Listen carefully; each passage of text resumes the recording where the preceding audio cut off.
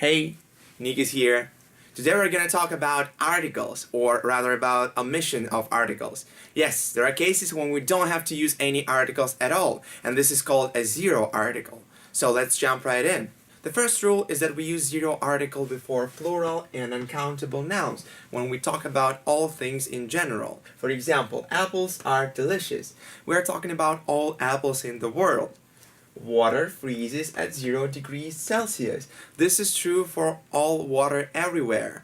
We are talking about all water in general. The next case when we don't use any articles is when we mention the quantity of something.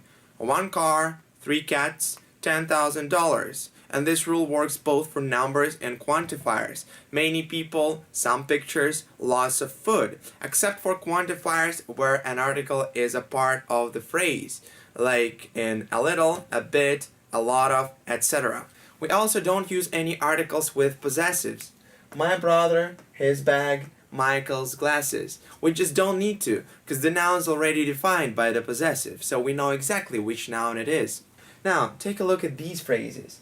This marker, that woman, those cookies. Those cookies.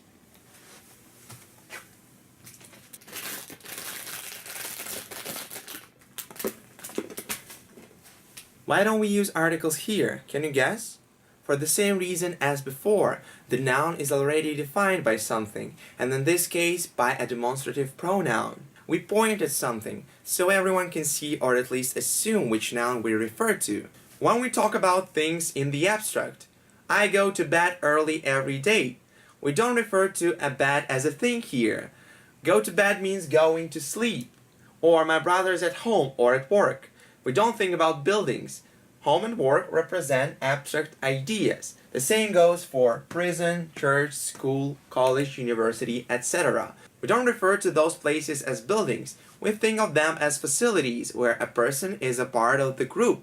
We also say make dinner or have breakfast or eat lunch. Again, dinner, breakfast, lunch represent an abstract idea. Now, you may already know that we don't use articles with people's names.